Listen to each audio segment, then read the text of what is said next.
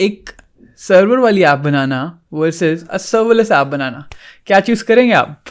Well, अगर आपने इस वीडियो को क्लिक किया है तो आपने डेफिनेटली चूज़ किया है एक सर्वरलेस ऐप बनाना, और फायरबेस हमें एक सर्वरलेस ऐप बनाने में हेल्प करता है। तो आज इस वीडियो में हम कनेक्ट करेंगे हमारी फ्लटर वाली ऐप को फायरबेस के साथ। तो चलिए शुरू करते हैं। ओके, सो सबसे पहले इस वेबसाइट पे जाइए console.firebase.google.com। इस पे जाके ऐड प्रोजेक्ट पे क्लिक करिए एंड इसको प्रोजेक्ट को कोई भी नाम दे सकते हैं आप, कोई ज़्यादा फ़र्क नहीं पड़ता है। मैं इसको नाम देता हूँ demo Firebase 2। I turn off this, click on create project and इसके बाद तकरीबन 10-15 सेकंड के बाद आपका ये प्रोजेक्ट बन जाएगा। तो अभी हमारा प्रोजेक्ट बन चुका है, क्लिक ऑन कंटिन्यू। और यहाँ पे हमारे पास काफ़ी ऑप्शंस है, iOS, Android, web, unity and Flutter. Basically Flutter भी हम चूज़ कर सकते हैं, बट इस वीडियो में हम चूज़ करेंगे एंड्रॉयड के साथ बनाना। तो लेट्स क्लिक ऑन दैट।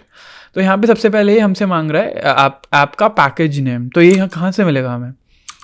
ये जाइए आप हमारे VS कोड में या एंड्रॉयड स्टूडियो जो भी आप यूज़ कर रहे हैं, वहाँ पे जाके आप एंड्रॉयड फोल्डर के अंदर, ऐप फोल्डर के अंदर जाइए, यहाँ पे build.gradle फाइल। तो यहाँ पे नीचे स्क्रॉल करने पे डिफ़ॉल्ट कॉन्फ़िगर के अंदर एप्लीकेशन आईडी के पास जो भी लिखा हुआ टेक्स्ट, इसे कॉपी कर लीजिए। इसे कॉपी करने के बाद यहाँ पे पेस्ट कर लीजिए। अगर आप कोई निकनेम देना चाहते हैं तो दे सकते हैं, कोई ज़रूरी नहीं है। तो उसके बाद डाउनलोड गूगल सर्विसेज.json पे क्लिक करना, और यहाँ पे डाउनलोड हो चुकी है। इसको ड्रैग करके VS कोड में या एंड्रॉयड स्टूडियो में आप अपनी ऐप वाले फोल्डर के अंदर डालना है इसे, ठीक है। तो यहाँ पे मैं रीनेम कर लेता हूँ इसे एक बार। आपको इसका नाम गूगल सर्विसेज.json ही रखना है, इसके अलावा कुछ भी नहीं रखना। ये ऐड कर ली। इसके बाद यहाँ पे हम नेक्स्ट कर लेते हैं। तो यहाँ पे हमें थोड़ी वो चीज़ें ऐड करने को बोलता है। project/build.gradle में हमें ये क्लास पाथ वाली लाइन ऐड करनी है। तो जाते हैं हम VS कोड के अंदर, एंड्रॉयड के अंदर हम जाते हैं build.gradle में, और यहाँ पे ये हमने क्लास पाथ वाली लाइन ऐड करनी है बेसिकली। तो ये हमने ऐड कर ली। इसके बाद हम जाते हैं हमारे ऐप वाले build.gradle के अंदर, और यहाँ पे हमें 2-3 लाइनें ऐड करनी है। एक तो ये आईडी वाली और एक ये इम्प्लीमेंटेशन वाली। तो डिपेंडेंसीज़ के अंदर जाके ये आप देख सकते हैं मैंने ऑलरेडी ऐड कर रखी है। ये एनालिटिक्स के लिए है, मैंने ऑफ़ कर दी थी तो मैं इसे रिमूव कर देता हूँ। तो ये डिपेंडेंसी वाली ये वाली लाइन ऐड कर लीजिएगा, और एक यहाँ पे अप्लाई प्लगइन करके ये लाइन ऐड कर लीजिए।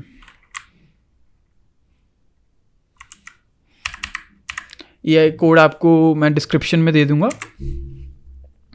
और इसके बाद एक और लाइन भी ऐड कर लीजिएगा, मल्टीडेक्सिंग भी इनेबल कर लीजिए, क्योंकि आगे जाके आपको एरर थ्रो मतलब कर सकता है जो हमारा VS कोड है कि मल्टीडेक्सिंग इज़ नॉट इनेबल्ड। ये क्या है इसको समझने की कोई ज़रूरत नहीं है।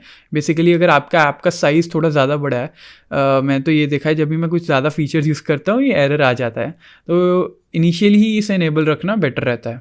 तो यहाँ पे मल्टीडेक्सिंग इनेबल कर लीजिए डिफ़ॉल्ट कॉन्फ़िग के अंदर, और यहाँ पे डिपेंडेंसीज़ में भी ये लाइन एक ऐड कर लीजिएगा, मल्टीडेक्स वाली ही है ये, ठीक है। इसके बाद हम जाते हैं हमारे main.dart फाइल के अंदर। main.dart फाइल के अंदर आपको कुछ नहीं करना, आपको सिर्फ एक ये सिंगल लाइन ऑफ कोड लिखना है। यहाँ पे मेन फंक्शन को एसिंक बना लीजिएगा, और उसके बाद ये single line of code add करो। यहाँ पे हमें दिखा रहा है ये फायरबेस में एरर दिखा रहा है कोई बेसिकली। तो इसको कैसे दूर करना है, इसमें हम जाएंगे हमारे पबस्पेक और YAML में, और ये वाला एक लाइन ऐड कर लेंगे, ये वाला पैकेज ऐड कर लेंगे फायरबेस कोर का। और आप क्लाउड फायरस्टोर का पैकेज भी ऐड कर सकते हैं अगर आपको डेटाबेस के साथ कुछ ऑपरेशंस करने हैं, बेसिकली करने ही होंगे, तो ये भी कर लीजिएगा। ओके, तो ये करने के बाद pubget रन कीजिए, और यहाँ पे इंपोर्ट की ऑप्शन आ चुकी है और ये एरर चला गया है। तो इससे आपका एक काम हो चुका है, आपकी ऐप कनेक्ट हो चुकी है फायरबेस के साथ। अभी अगर आपको आपकी ऐप के अंदर कोई डेटाबेस से डेटा लोड कराना है तो वो कैसे कराएंगे? तो उसके लिए भी सिंपल है। तो आप अपने क्रोम पे जाइए, यहाँ पे पहले नेक्स्ट पे क्लिक कर दीजिए, कंटिन्यू टू कंसोल। तो यहाँ पे बिल्ड के अंदर फायरस्टोर डेटाबेस, तो अभी हमारा जो फायरस्टोर डेटाबेस है वो बन चुका है। तो यहाँ पे हम बेसिकली एक सैम्पल डेटा थोड़ा बहुत ऐड कर लेते हैं, कलेक्शन का कुछ भी नाम रख लेते हैं, लेट्स से नेम्स, कुछ रैंडम नेम रख लेते हैं, लेट्स से इसे भी नेम कहते हैं और इसे name of user let's say, तो यहाँ पे लिखते हैं हाई कोडर। ओके, तो यहाँ पे हमारी कलेक्शन में एक सैम्पल डेटा ऐड हो चुका है, बेसिकली हाई कोडर। तो अभी हमारा टास्क क्या होगा कि इस डेटा को हमने फेच करना है हमारी ऐप के अंदर थ्रू फायरस्टोर। ओके, देखते हैं ये कैसे करते हैं। तो यहाँ पे मैंने एक बेसिक सी यूआई बना रखी है ऐप में, कुछ ज़्यादा है नहीं इस यूआई में, एक सैम्पल यूआई बनानी थी तो इससे बना रखी है। तो हमने सबसे पहला स्टेप तो यही है, क्लाउड फायरस्टोर ऐड करनी है आपको डिपेंडेंसी अपने पब्सपेक YAML के अंदर, ठीक है। और उसके बाद आप अपने यूआई में जाइए, यूआई में एक हम फंक्शन लिखते हैं अभी जल्दी से, Firebase Firestore dot instance dot collection. तो हमने यहाँ पे हमारी कलेक्शन का नाम क्या रखा है, नेम्स, राइट। तो यहाँ पे हम नेम्स लिखेंगे और उसके बाद डॉट डॉक लगा के इसके अंदर नेम के अंदर इस डॉक को गेट कर लेंगे और इस चीज़ को हमें अवेट लगाना होता है और इस डेटा को हम सेव कर लेंगे लेट्स से एक स्नैप वाले वेरिएबल के अंदर। अगर ये कुछ ज़्यादा ओवरवेलमिंग लग रहा है, इसमें कुछ खास नहीं है। बेसिकली यहाँ पे हमने एक इंस्टेंस बनाया है हमारे क्लाउड फायरस्टोर का, ठीक है। उसके बाद हमने बताया कि इस कलेक्शन में जा, जो कि ये कलेक्शन है, इस कलेक्शन के अंदर एक डॉक्यूमेंट है जिसका नाम है ये रहा नेम, और इस डॉक्यूमेंट में जो भी डेटा है उसे गेट कर ले, उसको डाउनलोड कर ले, ठीक है। तो यहाँ पे हम बेसिकली एक प्रिंट करके देखते हैं स्नैप डॉट डेटा। तो स्नैप डॉट डेटा के अंदर जितना भी यहाँ पे डेटा होगा इसके अंदर, लेट्स से मैं कुछ और भी ऐड कर लेता हूँ, क्लास रैंडम, ओके। तो ये सारा डेटा एक मैप की फॉर्म में आ जाएगा। तो अभी हम क्या करते हैं, अभी हमें इस डेटा को यूआई के अंदर भी दिखाना है। तो यहाँ पे एक वेरिएबल बना लेते हैं स्ट्रिंग नेम, इनिशियल वैल्यू इसकी रख लेते हैं एम्प्टी। तो अभी ये मैप है बेसिकली, राइट। तो मैप को डेटा कैसे एक्सेस करते हैं, मैप का डेटा एक्सेस करने के लिए यहाँ पे हम लिखेंगे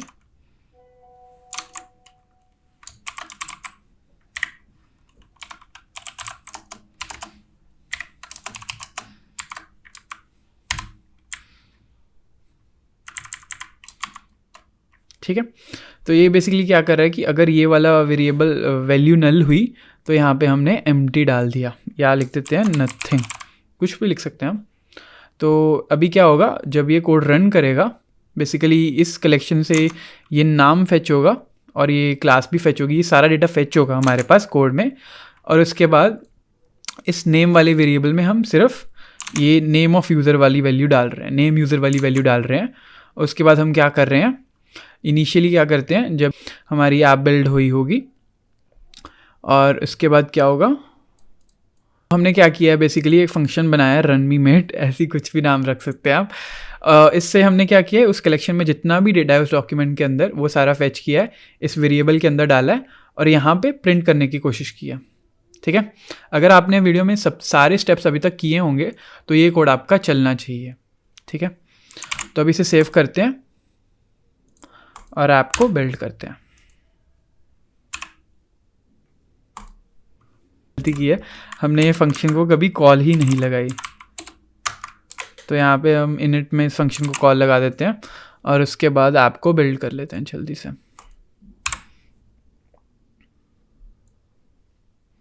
तो होपफुली कोई एरर नहीं आना चाहिए। अगर आपने अभी तक सारे स्टेप फॉलो किए हैं तो नहीं कोई एरर आएगा। अगर आपने वो मल्टीटेक्सिंग वाला नहीं किया है तो हो सकता है आपको वो एरर आए। अगर आ रहा है आपको वो एरर, तो आप डिस्क्रिप्शन से वो लाइन कॉपी करके अपने प्रोजेक्ट के अंदर डाल सकते हैं। वैसे मैं हर अपने प्रोजेक्ट में मल्टीटेक्सिंग और फायरस्टोर वाला ये सारा स्टेप सबसे पहले कर ही लेता हूँ, बिकॉज ये आगे जाके करना ही पड़ता है कभी ना कहीं। तो इट्स बेटर कि आप पहले ही कर लें ताकि आगे जाके आपका प्रेशियस टाइम डेवलपमेंट में वेस्ट ना हो। After doing all the above steps, we can see that the data HiCoder name is being printed in the application. Well, I didn't use it. I did some hot reload. So in like if you're trying to do this, use SetState or use any state management solution. Well, more videos on the state management solutions are also coming as well. So yeah, that's all for this video. If you liked this video, press the like button, do subscribe to my channel for more videos like this, and I'll see you guys in the next one.